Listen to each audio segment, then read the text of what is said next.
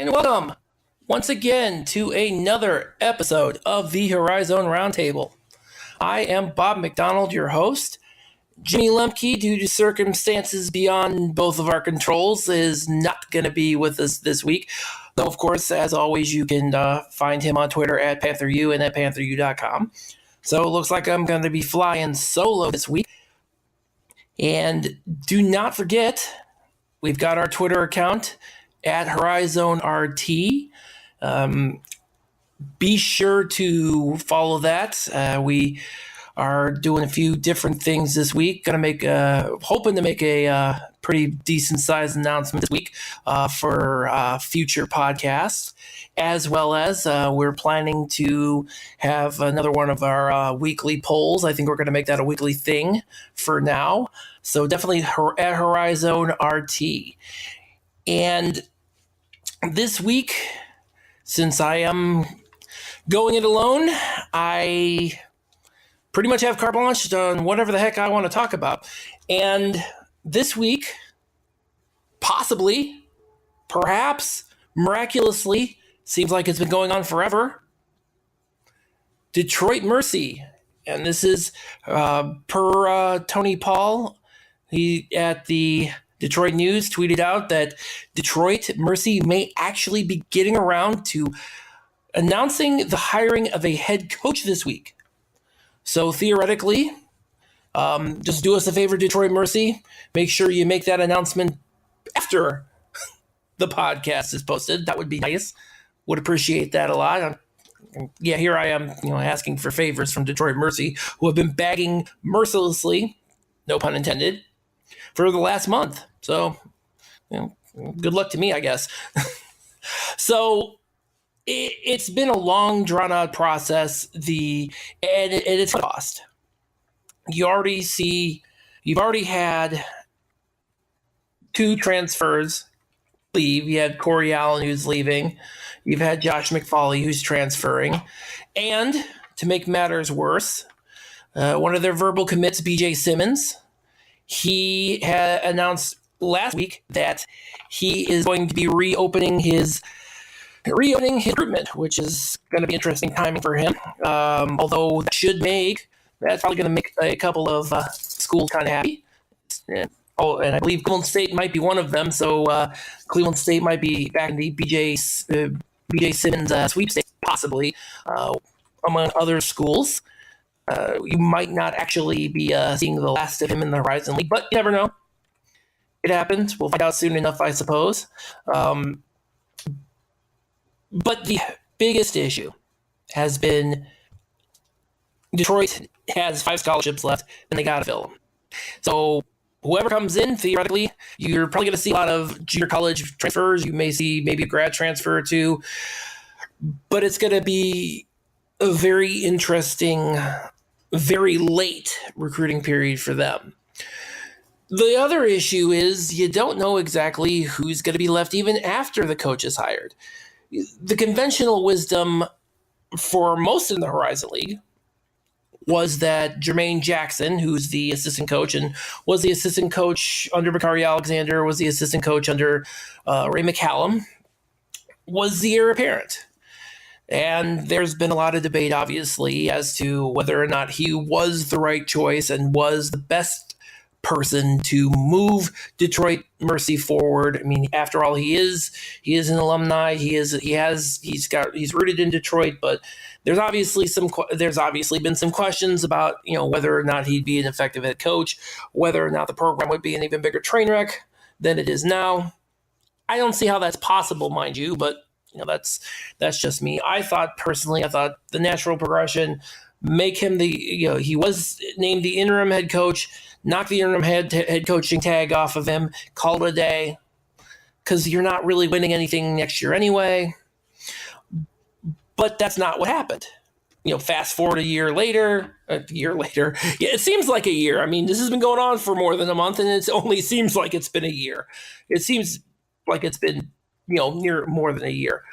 But the great thing about that is that opens up some new possibilities, I suppose. And great, I mean, again, at this point in time, you're looking at it from a standpoint of, Detroit Mercy probably wants to get somebody in there sooner rather than later. And apparently the answer is later on that, so that's always good. And two names have come up in the head coaching search. Three names, I should say. And the fourth has kind of snuck his way in over the course of the last couple of weeks. The first name that came up is the head coach at Division II Ferris State, Andy Bronkema, who just, if I understand it correctly, just recently won a Division II state title. Oh, jeez Louise.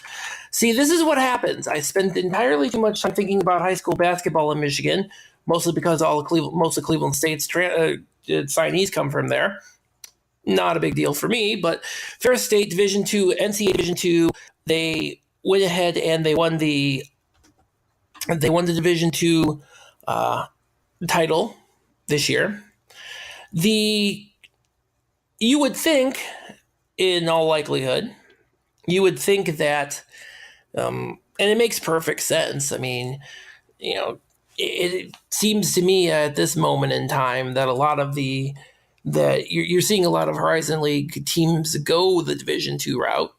You saw it with Link Darner up at Green Bay. You see it with Jared Calhoun coming in from Fairmont State to Youngstown State. So you'd think that would be the case that we're gonna go this route too, but that's not really kind of what happened. You heard his name a couple of times, and then you didn't hear a whole heck of a lot after that.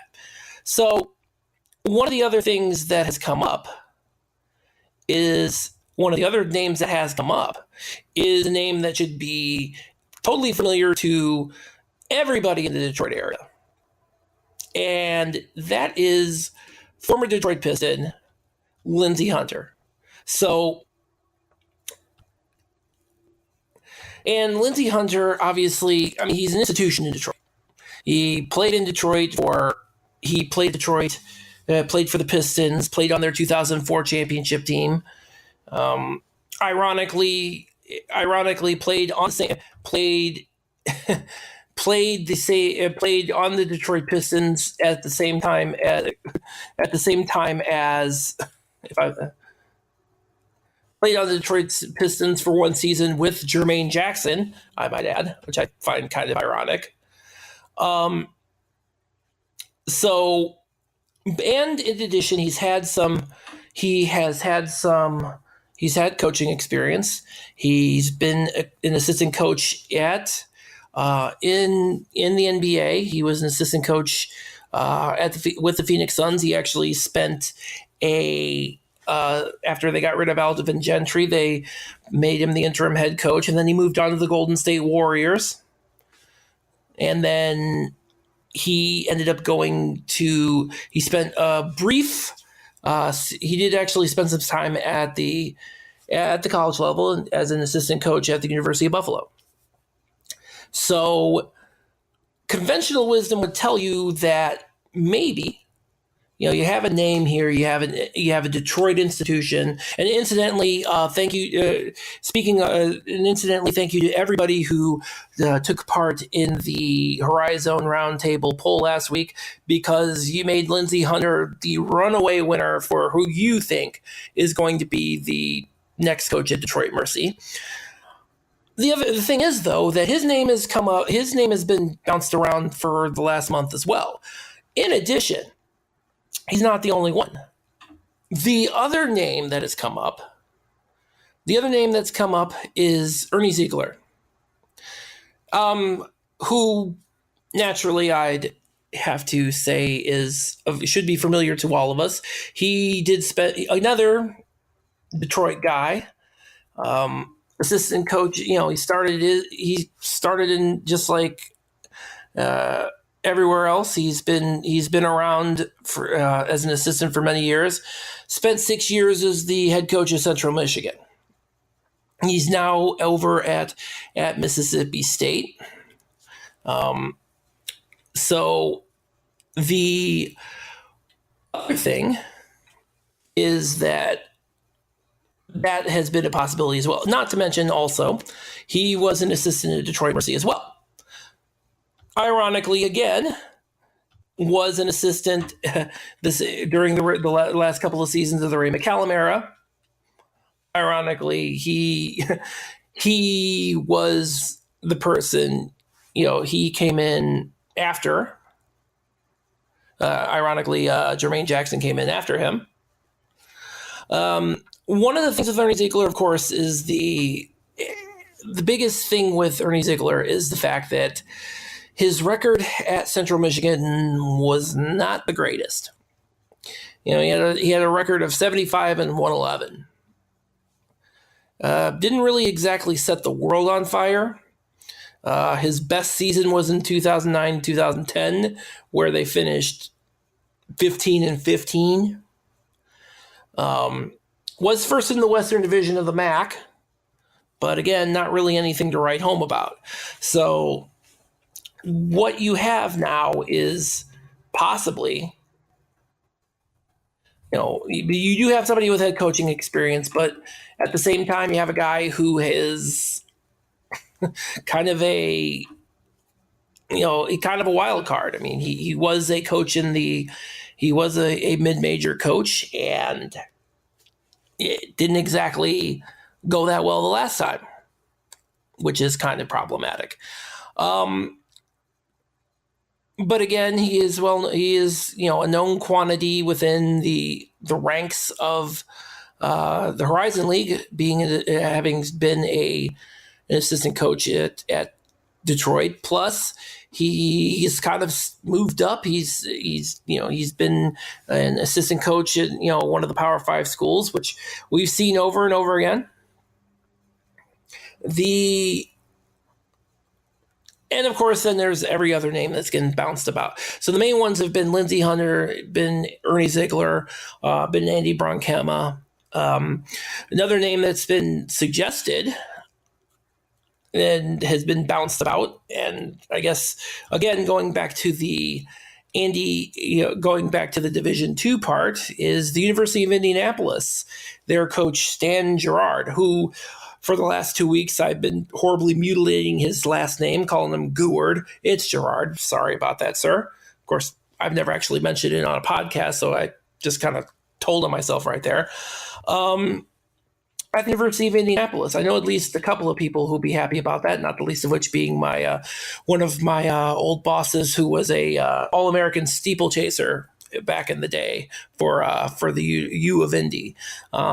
This year, it was a good season for him. He, not great. Was 19 and 9 this last season. Did have some good wins, but unlike Andy Bronkema, he did not make it to the NCAA tournament. However, that last season and the season before were kind of an aberration, because the 6 years prior to that, they had made it to the Division II NCAA tournament. So, needless to say, there's a bit of a pedigree. And again, going back to this idea that the HoriZone League is talking and has been focusing a lot on the Division II, looking at the Division II coaching talent out there, and looking at maybe kind of going outside of the box of the usual head coaching searches that have gone on in years past in the HoriZone League. I mean, prior to Link Darner, prior to Link Darner, your previous Division II experience came from Jim Weissel from Loyola and Jerry Slocum at Youngstown State, and we know how both of those ended up. Weissel was replaced by Porter Mosier, and you know how that story goes, as a Final Four team, albeit not as their HoriZone League team. And then Jerry Slocum, he kind of slogged along for a decade, until Youngstown State finally got tired of his act and he was not there anymore. So that's always fun. There's still a lot of unknowns, though. What is going to happen once they finally get around to announcing a head coach, and I don't want to discount. I know one of the voters did also mention Sean Retspert from Michigan State as a possible candidate. You can obviously, it's one of those tried and true things. One of those you can never go wrong with a Power 5 assistant. Again, Ernie Ziegler is an assistant in the SEC. Prior to. So it stands to reason there might be there might be a Michigan State connection in there potentially. But the concern is, and it always has been, is that you're running out of time. The spring the spring signing period is almost over. And with only one signee in Corey Hightower coming in for them, unless I completely missed that one, the new coach is really got to hit the ground running, and there's not a lot of time. And then you also have this issue where you might, say for example, if it's not Jermaine Jackson, what happens to Jermaine Jackson Jr.? Does he leave? Does he transfer? What happens to Cameron Chapman? He declared for the NBA draft, didn't hire an agent, wanted to test the waters. Where does he go? What does he do? And there's just too many. And even the hiring of a head coach at Detroit Mercy is not going to answer all the questions. It's going to cause more of them. Needless to say, our expectation at this point in time, even within the HoriZone League and within Detroit Mercy itself, is this is going to be a crap year for Detroit. The Titans aren't going anywhere. They're going to sit at the bottom of the HoriZone League standings like they always have, at least like they always have in the last since last season. Like it's a struggle. Now the concern is not only are you sitting at the bottom of the HoriZone League standings, how long are you going to sit there? Is it going to be one of those situations like you had at UIC where UIC was at the bottom of the heap for so many years before Steve McLean came along? And even the first year of Steve McLean, he had to he struggled that first year, and you wonder what has to happen to be able to create a level of it's a short-term solution. You're just looking at Detroit right now. You're looking at Detroit Mercy, and you're looking at a team that's probably going to be sitting at the bottom of the standings for at least not this upcoming season, but the next season after that. And you have to think that's true. You don't want it to be true because the HoriZone League had a really bad year last year. The last thing that the HoriZone League needs at this moment in time is a whole boatload of new anchor. And right now you have Detroit Mercy as an anchor, or for one reason or another, because they thought they had their guy. They thought they had their guy in Bakari Alexander. Turns out that was not correct. Turns out that's a whole lot of wrong. So you make that mistake. And it's not necessarily that you thought it was a mistake at the time. But slowly but surely you seem to see that, maybe you should have thought of that again. But how do you think about that when you got a guy when you originally had a guy who was a part of the Detroit Mercy family and knew this program, knew the system, knew all of these things, and was on the up and up as an assistant from Michigan. So you saw that, you thought about that, and you thought, yeah, that makes a little bit of sense. And now, 2 seasons in, it flames out spectacularly, and you're left to wonder why. Well, not necessarily why, but you're left to wonder, who's coming in to pick up the pieces. If it's not Jermaine Jackson, Which, let's face it, if they're sitting here waiting to better deal him, I can't see how it is. I mean, you don't spend a month, going through resumes and saying, well, we got you here as an interim, Jermaine, but let's see if we can find someone better. How's that going to sit? And how's that going to sit with his son? Does he really want to stay? Who knows?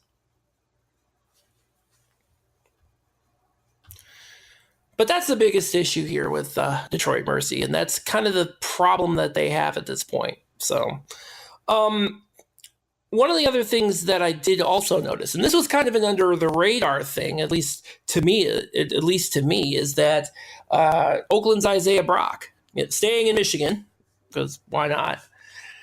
Isaiah Brock is leaving Oakland. I consider that kind of a mild surprise, just because of the fact that it was a guy who did bring a lot to the table for Oakland. He was one of the primary shot blockers, outstanding shot blocker. He had a great. Isaiah Brock's story was just a great story. The guy who served in the military, got noticed by Greg Campy. Really had to fight to fight the NCAA to even get on the court his freshman year. And that's something that you always think about. But also, too, you think about that there was a question last year whether or not he was going to be back or not. And then he was back, and that was kind of the end of the discussion. But it turns out it wasn't.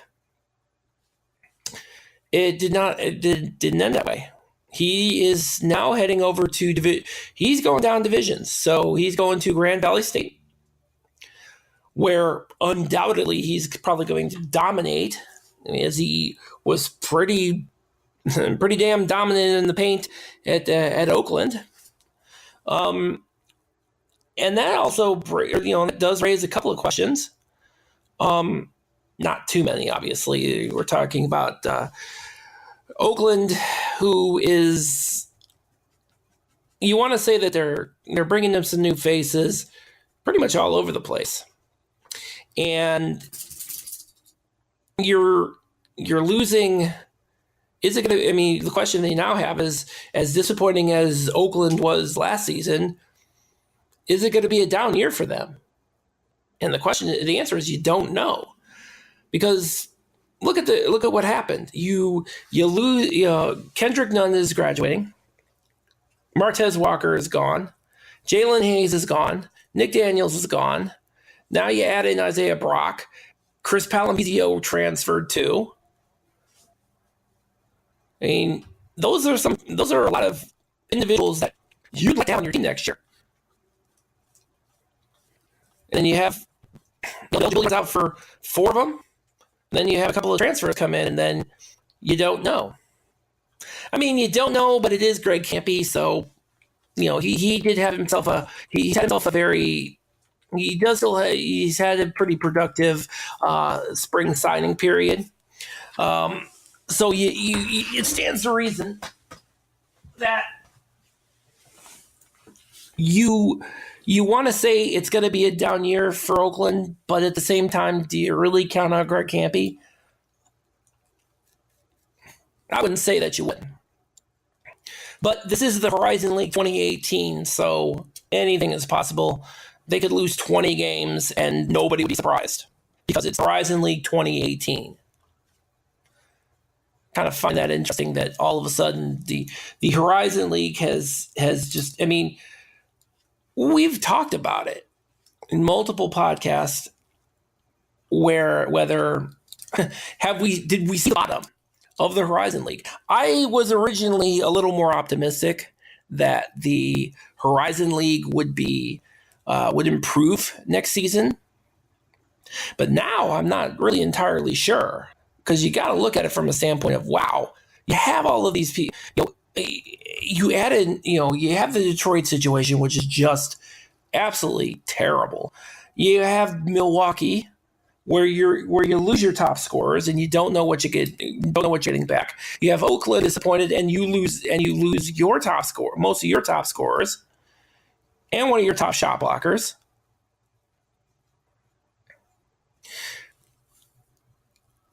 I don't know. I don't know if this is I don't know if the HoriZone League recovers next year now. I was a little more optimistic, but man, this offseason's been brutal. I mean, it's not been. You'd like to think that you've seen this before, but you really haven't.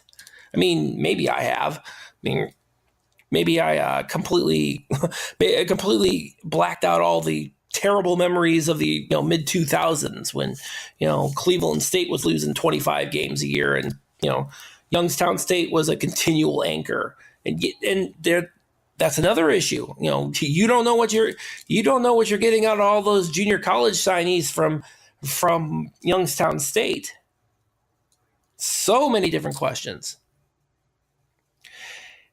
And that brings me to the next thing, which is, at this point in time, the spring signing period is drawing to a close. And I should make mention of the fact that kind of a programming note for you. Next week, we'll be off. We'll be back the week of the 20th. So we'll have a much clearer picture on who has finalized their signees. It's not over by any stretch of the imagination. You're going to have junior college transfer. You're going to have grad transfer signing. Last year Cleveland State pulled Stefan Kenich out of their asses. So that was things coming out of left field. But by and large, you have the HoriZone League pretty much all. You'd like to think that it's all pretty much sewn up. Detroit's situation aside, you only have a handful of scholarships left to play with on the HoriZone League front. You got UPI, they've got one spot open. You look at Oakland, in spite of losing Isaiah Brock, you still only have one scholarship open. Same as the case, Northern Kentucky. They're pretty much all filled up too. I know they were hoping for Armand Davis. They've still got one slot open. Still got some pretty big firepower coming in from there. So you got Wright State, who's got all kinds of people come back next year. You have Wright State probably. Wright State, like Northern Kentucky, isn't that good position where you got Parker and Townsend, Cole Gentry, and last certainly not least Jalen Hall, and last and not certainly not least Loud Love, the freshman of the year. He's coming back. But you look at it and then oddly enough, and this is the part that UIC, in spite of the fact they're losing Dikembe Dixon, they've been able to bring their group too. They're all full up. Looks like they've got their full complement of people. Not to mention the fact that you have Godwin Bowen, Marcus Sadi, Tarkus Ferguson. They're all coming back. Jordan Lown is as well. These are all things that you want to look at as positives. And you also look at it from a standpoint of there is some room at some of the schools. Most of the schools all signed. They've got all their people signed up. They're all good. The Green Bay, they've got all their folks signed. Incidentally, I might add, one of those folks happens to be, and I'm sure this is. I wish Jimmy was on because Jaquan McLeod has magically reappeared in the HoriZone League. Near as I can tell. So that's kind of an interesting situation for them. But one wild card in all of this, for the one wild card in terms of open scholarship slots, is at Cleveland State. Cleveland State, which is bringing a boat of people already.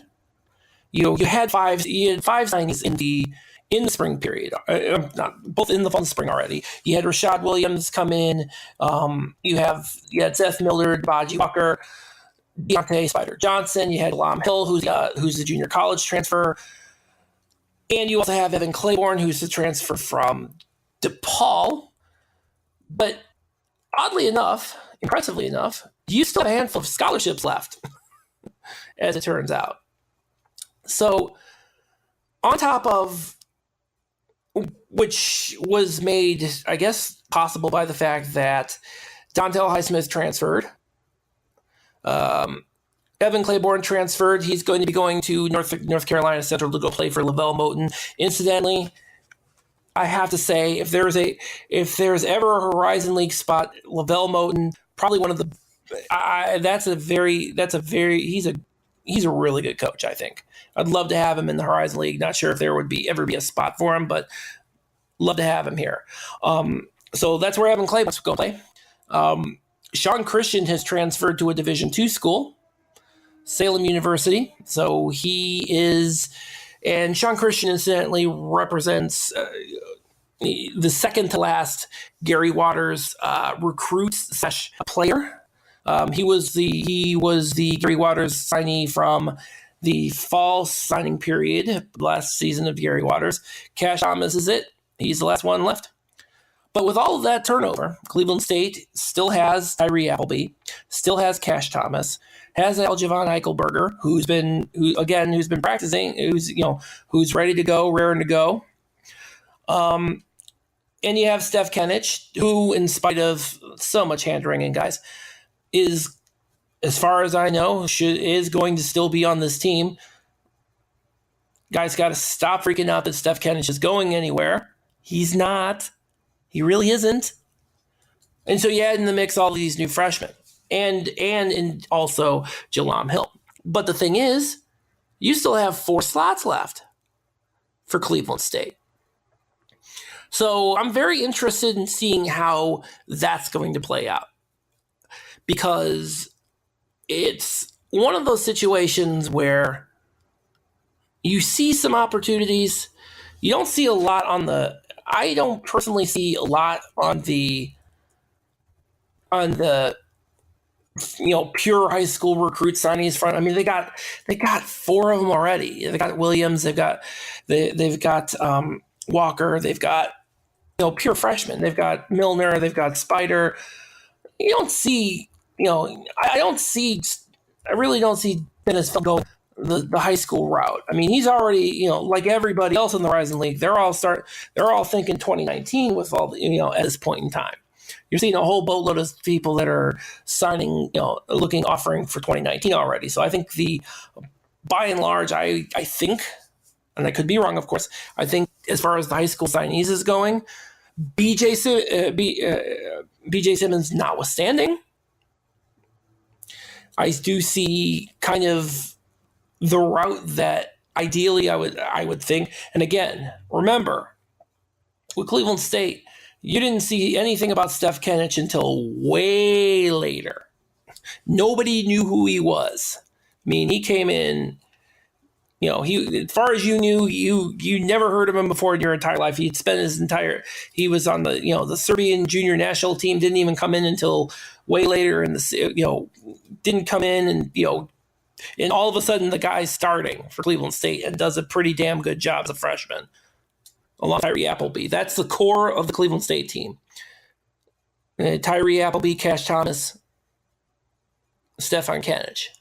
Now, do they sign another junior college player? I know earlier last weekend they had Marcus Burwell come in as for his official visit over the weekend, coming out of Eastern Junior College. Or do they do what they did last year? Do they bring in a 1 or 2 additional junior college graduate transfers? Which is again ironic that Cleveland State, who many lamented with their own graduate transfers 3 years back, may be the primary beneficiary of that this year. They were last year when they got Dontel Highsmith. It stands to reason that they could very well be that group again. And there's a lot of them out there. Plenty to choose from. I mean, they're going to need some help in the backcourt. You'd like to see get some additional help in the backcourt now that Sean Christian's out of the rotation. You'd love to see Marcus Burwell sign with them. You'd like to see some additional, you'd like to see another body in the front court. Cleveland State fans were hoping that another Serbian Uros Plavsic was going to be making his way to the Viking roster, but then he magically became a 4-star recruit and signed with Arizona State. joining coincidentally former Cleveland State Rob Edwards, who's going to be starting there, who's going to be playing his first year after sitting out a year at Arizona State. And as I understand it, and they have yet to announce it, this may be the case as well. But one of their assistants, I believe, is going to be heading over to Arizona State as well. So, but you'd like to see Cleveland State get another body, which is interesting because for so many years, the biggest gripe at Cleveland State was you didn't have enough size. You didn't have enough size. And I got a bunch of guys who are 6'5", 6'6". I mean, yeah, and that's on the low end. The one other thing, and the other thing that I do look at as well, is that you do have a couple of X factors. And I say this on the walk-on front.